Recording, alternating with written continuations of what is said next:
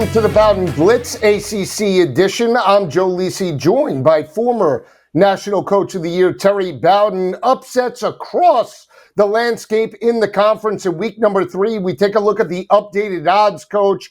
Entering week number 4, we see Clemson all of a sudden now third in the conference behind Miami and Georgia Tech, respectively. Give me your thoughts about the performance by the Clemson Tigers last Saturday afternoon. Well, it's kind of a repeat of what we've been seeing. They have not lived up to their billing. Clubnick is having a season that's not where he's supposed to be. As a football team, offensively, they haven't run the football. They're not as aggressive on defense. And really, as we've seen each and every game, even when they win, they struggle in the game that they win. And this Georgia Tech game that they lost, I thought Georgia Tech outplayed them, out-hustled them. And then at the end of the game, showed you what great and the quarterback I thought outplayed Kate Clubnick, along with great time management at the end of the game to kick the field goal. I agree with that. And we had talked in the pregame that Clemson had owned Georgia Tech. They had won 9 straight entering that series. They had won the last 4 by an average margin of victory of 31.5 points per game. And the last time they played in Bobby Dodd Stadium, they won convincingly 73-7. And then you turn the game on, second quarter, Georgia Tech has a 13-0 first half lead. The turnovers hurt Kate Clubnick, but this team again started slow and came out flat. So is it just, a reason because they just don't have legitimate playmakers, Antonio Williams out of that offense? Or is it just that this team maybe isn't as good as we thought entering 2025? That's what I'm thinking. I mean, we bought into the fact that this was a team that resembled their championship years. Coach Sweeney is trying to motivate and inspire his team. He's also trying to reach his fan base there to get them excited about it. But when it comes down to it, I just don't quite see the football team. We definitely haven't seen it at the games where they play championship caliber ball. And now it brings into a lot of question, a lot of other things. Because, he reluctantly bought into the NIL and the portal transfer and still is only partially into it. And I think that's still an experiment he has to see and deal with, because right now in the game coming up, and we'll talk about the one coming up for them, it's a matter of, are we going to get back to national championship contenders, or we're going to be back to just being an ACC team that's fighting for a chance to get in the conference championship game? Well, it's similar to what we saw last year with Florida State, right, Coach? Right. Florida State loses to Georgia Tech in week number 1. They follow that up with another conference loss to Thomas Castellanos and Boston College. And then all of a sudden, the wheels fell off and they limped to a 2-10 overall record. Is that what potentially could happen for Clemson? Because right now, sitting at 1-2, they're realistically on the outside looking in for a college football playoff appearance, but they could still potentially get back into an ACC title race. From the coaching perspective, where can Dabo turn to potentially motivate this team? Well, I mean, we're talking about two different animals here now. I think in at least Clemson extent, he's a generational coach. He's changed the entire program and how it's seen. They don't come around very long. He is a proven winner, and I would not quite lock them out yet of still being in contention in that conference. He's that kind of coach, and he has that kind of command of his position. I'm just saying is if they were to lose the next game or not play well at all in the next game, now you're saying, okay, are we just going to be a contender for the conference or a bowl game? Because you're talking about FSU. You're talking about the wheels dropping off. You're talking about losing almost every ball game, and going down to the very bottom. Dabo's proven. He is, like I say, he's done too much. He's too much in control. I think right now he's in that tough place for him. Are we a national championship contender, or are we just a ACC conference contender? Those are two different things. To be in that elite 5 in America is a little different than being in the top 5 in the ACC. I agree with that. And then Kate Clubnick has to get it going in the passing Right. attack. Last year, 36 touchdown passes through 3 weeks. The offense has struggled. He did throw for 207 yards in the loss, 1 touchdown and 1 interception. But on the flip side, Haynes King is playing lights out. Another dominating performance, not just through the air, 211 yards. He completes 20 of 28 passes, but he extended plays with his legs, Oh, put pressure on that perimeter of the defense. And Haynes King, coach, has this team rolling sevens entering week number 4. Let's not forget, Georgia Tech was basically a 14-1 shot to right. potentially win an ACC championship. Right now, they're right behind Miami at plus 370. And the reason is Haynes King. When you watch that game, he is in charge. He extends drives. He understands exactly what you've got to get a first down. He puts everybody on his back. And if anybody's playing like a Heisman Trophy contender, it's him. I just think he's done an outstanding job. And to me, that's a good, solid, tough football team. But Haynes King is the difference maker on that team. The way every game, when they're on offense, as long as he's got the ball in his hands, whether he hands off or runs it up the middle, they've got a chance to extend drives and score. And the last drive, again, how marvelous that was and how well he managed that offense. Even the fire protection, the field goal, the fire field goal, calmly got the ball in the middle of the field, set them up, didn't worry about the timeout. Then they were prepared as a coaching staff, as a team, to kick that field goal with no timeouts used and kick a 55-yard field goal to win the game, just like it was everyday stuff. It all starts with Haynes King, comes from his head coach, and that's why Georgia Tech right now is playing like they are and are undefeated. Brent Key had that team playing lights out. Offense and defensive lines Right. played very consistent. The fans stormed the field. One of the biggest wins in the Brent Key era, even though they knocked off Miami and Cam Ward last year in Atlanta. Big picture, can Georgia Tech not just win potentially an ACC championship, coach, but we saw them go toe-to-toe with their rival in-state, the Georgia Bulldogs. Are they built to potentially challenge the likes of the Big Ten and the SEC?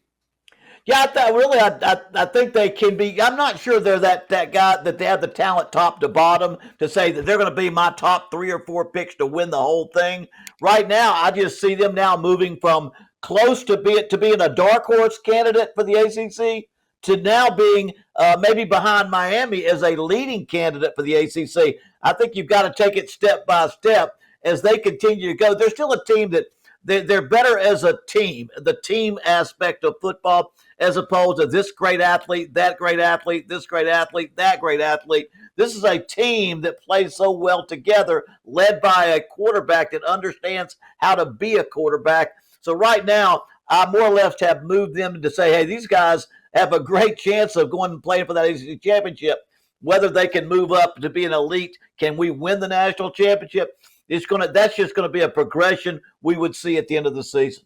We'll see exactly how that plays out for the Georgia Tech Yellow Jackets, the team that they're chasing, coach. The Miami Hurricanes won and covered a big spread against one of the hottest teams in the nation in South Florida. Both teams entered that battle 2-0, but Miami prevails with a dominating home win. They win it 49-12. The offense rolled with Carson Beck. They threw it, they ran it, and the defense was opportunistic and shut down Byron Brown. This was another consistent effort out of the Hurricanes in week number 3. Yeah, I mean, let's say this. USF had to go to the well one too many times. They have beaten 2 top 25 teams. Miami was too good. But this team, I tell you, Miami and Carson Beck, if we talked about Haynes King, we need to talk about Carson Beck in the same light, maybe more so. He looks like the best quarterback in the country at managing his team. He looks like an NFL player playing in college football. That's where he is right now, and that puts them where they are. I tell you, Miami, you watch them now, it's a team that you expect to win as a team, not watching like Cam Ward, what's he going to do to pull one out? When Coach and I return, we'll talk more Hurricanes. We'll also talk about North Carolina and the situation with Brent Pry and Virginia Tech. Coming right back.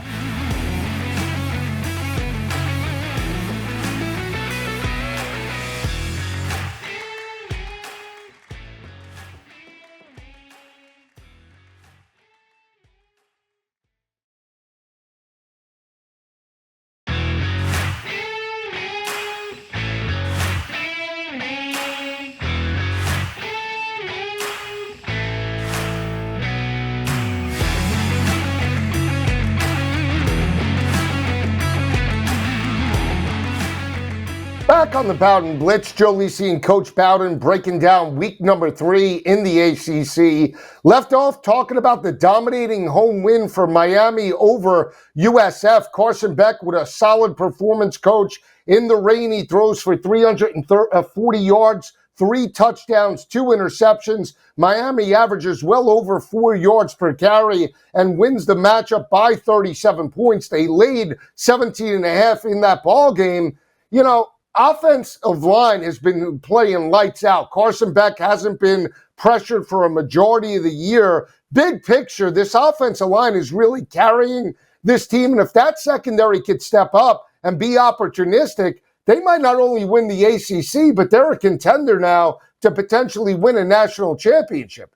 Yeah, I mean, right now what I'm seeing is they're distancing themselves from the other teams in the ACC for that number 1 position. That's where they are now, and they're not the same football team they were last year. I'll have to admit, and you too, I couldn't wait to watch them last year because how is Cam Ward going to pull them out of a mess? Defensive got them in a mess. They left it. They lost a big lead. They fell behind. Cam Ward's got it. This team is methodically run the football. Balanced offense to the line can block well and pass protect. Defense is playing tough. Even in this past game, they were up 28-6 with about 9 minutes left in the third quarter, and I mean, and South Florida goes down to the 9-yard line. They stop them on a 4th and 3. Then they go 91 yards in 6 plays and ice the game away with just great, solid football. This is a Miami team, and again, I should know, watching my father at Florida State playing against the great Miami teams way back in the 80s and 90s. This team is solid all across the board. They're playing like a very mature, at least a championship caliber team. So they're you don't see many weaknesses right now in Miami. And the quarterback, he is playing lights out as far as solid football. You talk about how dominant that offensive line was. Miami rushed for 5.4 yards per carry. Mark Fletcher with 120 yards on the ground, 2 big plays and touchdowns for the Hurricanes. You saw, again, Malachi Toney, the speedster, step up, 6 receptions for 66 yards. And the one thing I think about Carson Beck as well, he's starting to distribute the football to an array of wide receivers, right? That's a good positive entering conference play because it shows that Carson Beck has a good handle on the offense. He's not locked into one target or one main wide receiver, and that's what you want to see as you go up against better top 10 defenses the rest of the regular season. Well, yeah, and you talk about for the veteran quarterbacks, the game slows down. I mean, he's out there, and I bet you it looks in slow motion because he's been there, done that. He's seen everything. He just seems so relaxed back in that pocket and running that offense because he came. His record as a 1-loss record is pretty incredible, but he faced so many tough games at Georgia. He comes in there fully prepared to play championship football. So right now, can't say enough against Miami. They still have some big games down the road, too. They've got some games against some really good football teams. And so right now, though, as far as doing everything you've had to do to be where you are, they've knocked off Notre Dame. They did that. USF, top 25. They'll get a few more down the road. I think it starts with Florida. We'll talk about that later. But they'll have some big games down the road.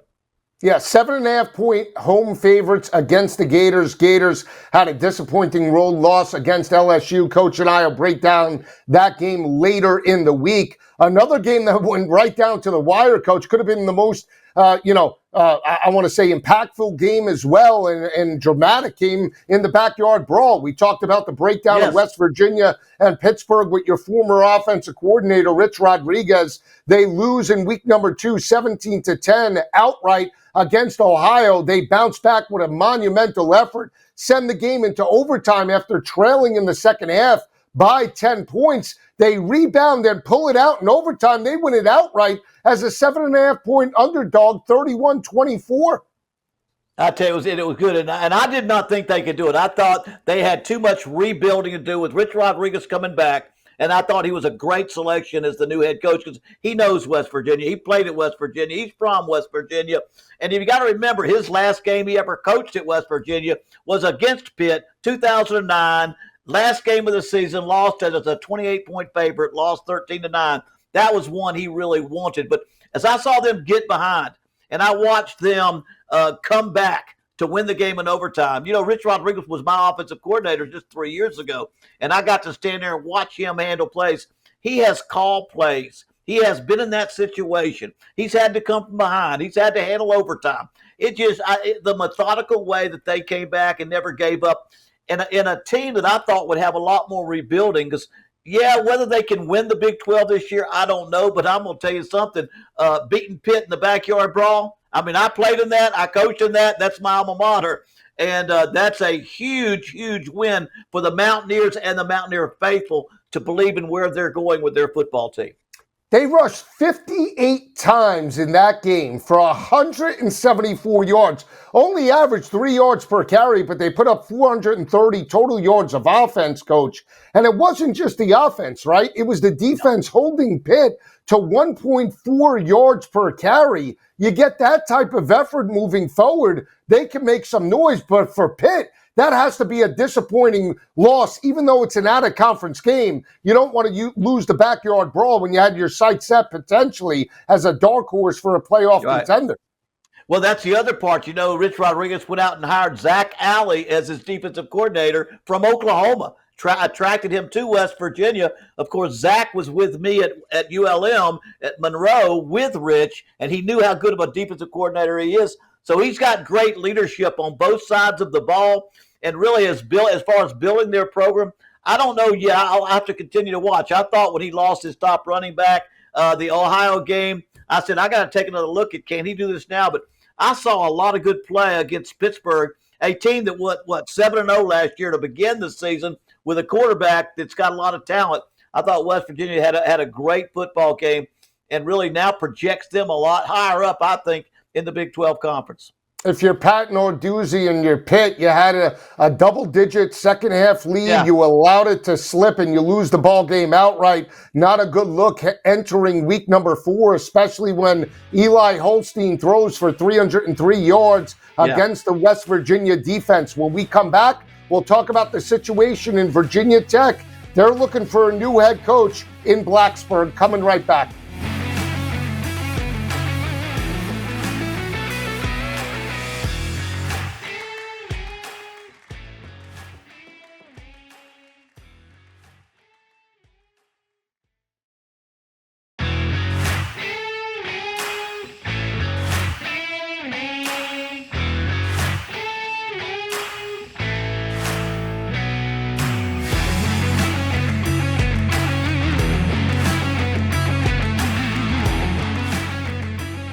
Continuing the conversation of week number 3 within the ACC, Joe Lisi and Coach Bowden breaking it down. We left off talking about Clemson, Miami, and those performances last weekend. The worst performance, Coach, happened in Blacksburg. We talked about Brent Pry being potentially on the hot seat. They opened as a 7.5-point home favorite to Old Dominion. The line right before kick got as low as 5 points. Virginia Tech started slow yet again, and they lose it in dominating fashion to the Monarchs. They get blown out 45-26, and Brent Pry, after the game was fired, Virginia Tech is 0-3, and they're reeling right now.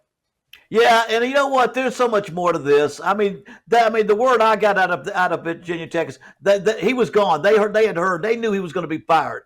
And that's the way they went into that football game. It was a demoralizing thing when the fans really don't want you to win because they want a new coach, and the administration is at that point too. The players pick up on it. I mean, they were down 28-0 at halftime. They had 2 turnovers that ODU turned into touchdowns, and it was over before it started. The team was not. I don't want to say they quit, but there was no desire or incentive to play, and that's a sad thing because the players end up losing as much as anybody, but they were going to make that change, and they needed some reason to make it quick, and this is the reason they got to make it quick. But I'll say this, it takes situations like that because if you looked at every single individual athlete at Virginia Tech on that team and compared them body to body next to those at ODU, there would be more better athletes at Virginia Tech than at ODU, but the atmosphere over there at Old Dominion is a little different than what's going on at Virginia Tech. They were ready to make a change, and you know what? Now they're going to have to make one. And you and I were in agreement, from their week 1 loss to South Carolina. That was Right. impressive because they went toe-to-toe with a very physical offense and Right. defensive lines coming out of the SEC. South Carolina was viewed as one of the better teams within the conference, and they lost it by 11 points with a bounce back against Vanderbilt in week number 2. They have a double-digit first-half lead against the Commodores, and then all of a sudden the wheels fall off again and they get blown out 44-20 in the second half. So the mindset for Brent Pry and that team were not good entering week number 3. And I think the bigger question now is, who could we suggest, or who is capable of turning around the program? Does Virginia Tech try and lure Shane Beamer from South Carolina, knowing that Beamer's father brought Virginia Tech to prominence? You know what? They're going to have to decide how serious their commitment they are. Now, I'll say it's about Shane Beamer. Does he want to go back to Virginia Tech and follow the legend that is Frank Beamer? Because Frank Beamer is a legend. He built that school, that football program where it is. I went through this when my father was a legend, even more so. I did not want to be I don't think either Tommy, my brother, us wanted to go to Florida State and have to live that thing every minute. Because no matter what you do, you're probably not going to live up to that. So Shane went there. He played there. He coached there. I got a feeling he's got to think twice whether he wants to be the guy. But he may decide, let's go do it.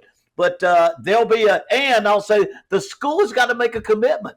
Not just because you're Virginia Tech doesn't mean the players are going to come without a whole lot of NIL money that'll attract portal transfers to Virginia Tech, salaries that will bring in the top assistant coaches and the top head coaches. They're way below all that stuff right now. They're way below that. When Frank Beamer, just like when my father was at Florida State and Frank Beamer was at Virginia Tech, NIL wasn't there. Portal transfers weren't there. Now you got to have money. You better put money into the program for salaries and for players. I agree. And I think also, too, we've seen them go the route of, out of the ACC. They got Justin Fuentes from Memphis. They take Brent Pry, the defensive coordinator at Penn State. I think they might be better off potentially getting a hot coordinator within the conference, someone that understands the landscape, as opposed to going out and bringing in somebody that is not recognizable with the fame of Blacksburg. Do you agree with that type of mindset? Yeah, to be honest with you, you're probably better off finding someone that's on the verge of greatness, that can be right there at the edge of getting it all done. And sometimes that's hard to identify, but that's what a good athletic director and a committee have got to do, is to find that guy. Because I don't think I've heard Jimbo Fisher's name. Now would he want to go there? Can he win? Because he doesn't want to just go to a Division I. He wants to go somewhere where he can win. And that's the key. So a coordinator who wants to prove himself may be the best indication. Let me go back to that. Shane Beamer would be great. I love Shane Beamer, what job he's done. But I don't know that he could go from South Carolina to Virginia Tech. We'll see you later in the week, breaking down week 4 within the ACC for Coach Bowden. I'm Joe Lisi. Have a great day, everyone.